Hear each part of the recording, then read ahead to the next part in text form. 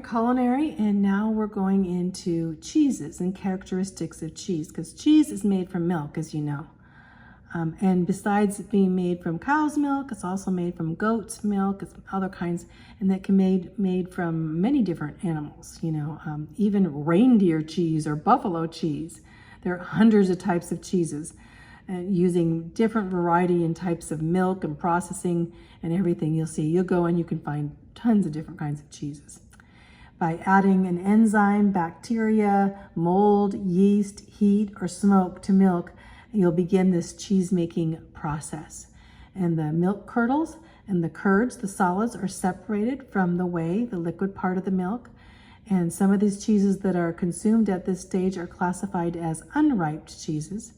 And there's examples of unripe cheeses that are like cream cheese, cottage cheese, or cottage cheese, right? The curds may be further treated and aged later on and processed to form ripened cheeses like cheddar cheese, blue cheese, Parmesan cheese. So, nutritional information of cheese. So this varies too. One factor that influences the content of the cheese is the type of milk that it's made from, of course. And so this milk influences the amount of fat in the cheese. For whole milk will make cheese with higher fat, and skim milk will make cheese with lower fat, right? And so also the amount of nutrients, when compared to cheese made from cow's milk, cheese made from goat's milk contains less sodium and more vitamins. Didn't know that.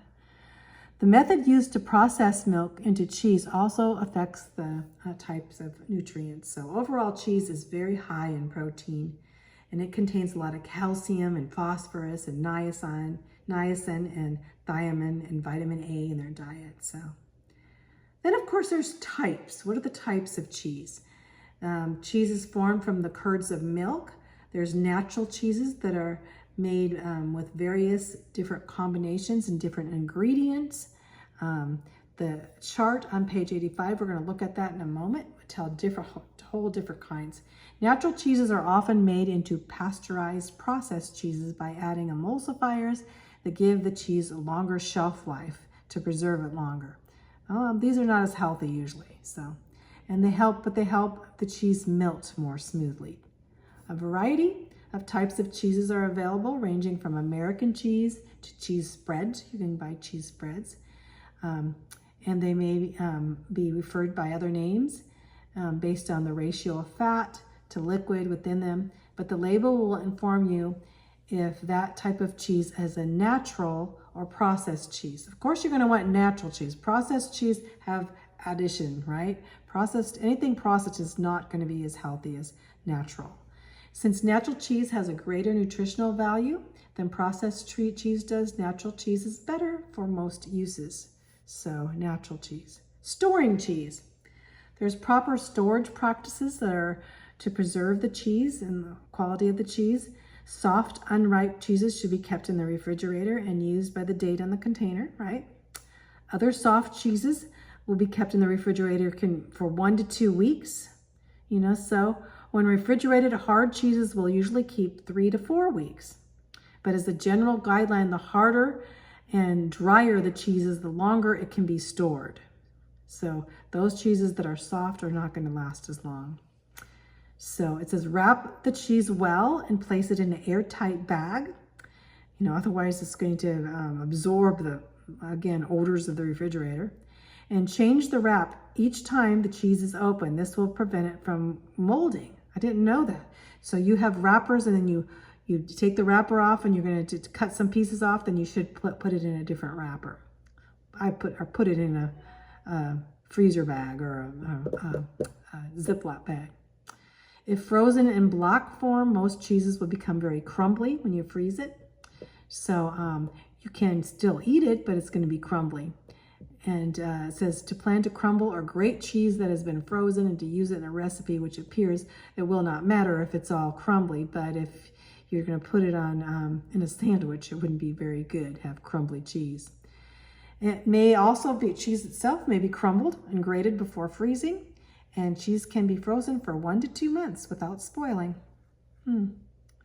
Cheese that is moldy is not always spoiled.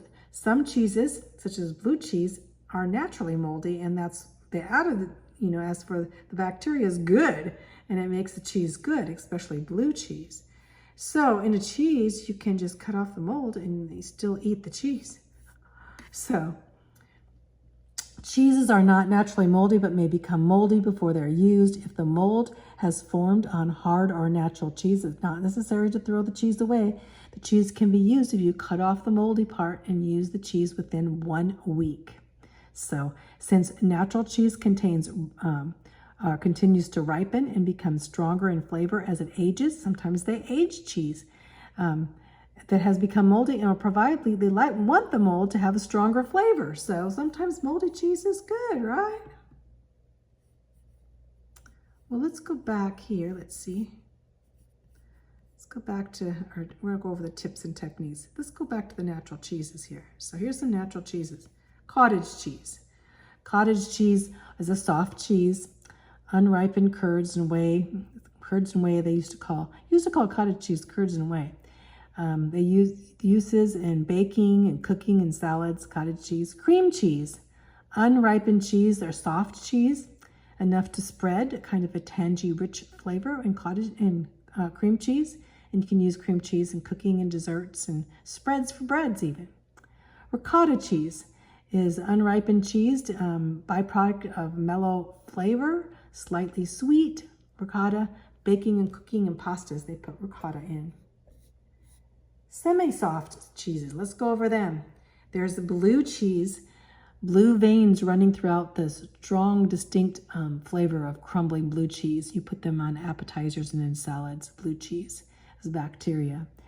Colby is a mild, sweet flavor of Colby, cooking and eating sandwiches. A lot of times Colby's really good on sandwiches. Feta cheese has very sharp flavor and it's kind of crumbly. You can put feta cheese on appetizers and salads too. Monterey Jack has a mild buttery flavor, and you use it for cooking and appetizers and eating sandwiches. And with Monterey Jack is good. Mozzarella, pastas and pizza. It's very chewy and stringy and slightly sweet flavor. Provolone has a mild smoky flavor, and they're used in cooking a lot of times and even in sandwiches, provolone. Hard cheese. The hard cheeses are cheddar. It's mild to sharp flavor, and they use cheddar cheese in cooking and salads and sandwiches. Swiss cheese has a mild tangy flavor and has little holes in it. And they use this in appetizers, cooking, and also Swiss cheese in sandwiches. The very hard cheese is Parmesan cheese.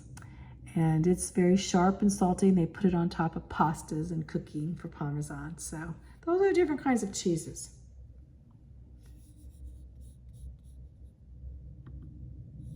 Tips and techniques serving and cooking with cheese. Let's go over some of these tips and techniques.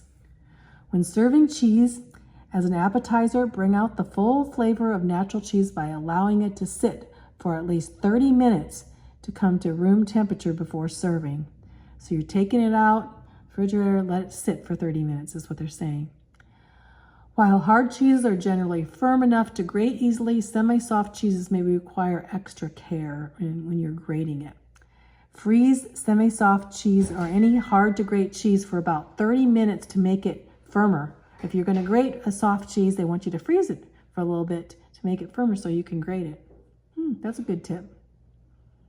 Use a large hole grater than those really small hole graters.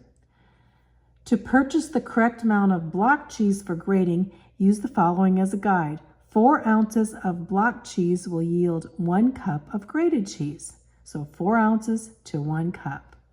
And when measuring grated cheese, fill the measuring cup and pack it down slightly when you're measuring it. Cook cheese at low temperatures for short periods of time. They cook fast. The heat should be just high enough to melt the cheese. Overcooking cheese will cause its texture to become very stringy and tough. Like when you're adding cheese to omelets and stuff, add it at the end and cook it short periods of time. So, cheese will melt more quickly if it's cut into small pieces before you heat it. So if you have cheese and you want to heat it up, it's easier to grate it or put it in small Grate cheese before heating gives it even quicker melting.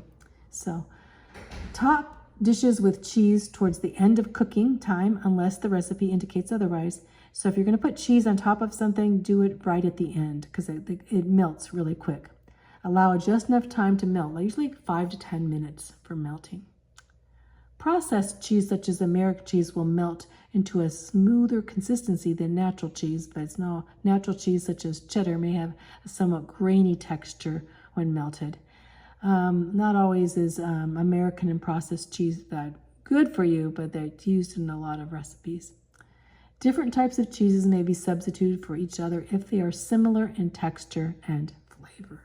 So that's about it for cheese. You can answer the questions here. We've gone over cheese, all the dairy products, I think. We're done with dairy. In the next section here, we're going to go into meat, poultry, and fish.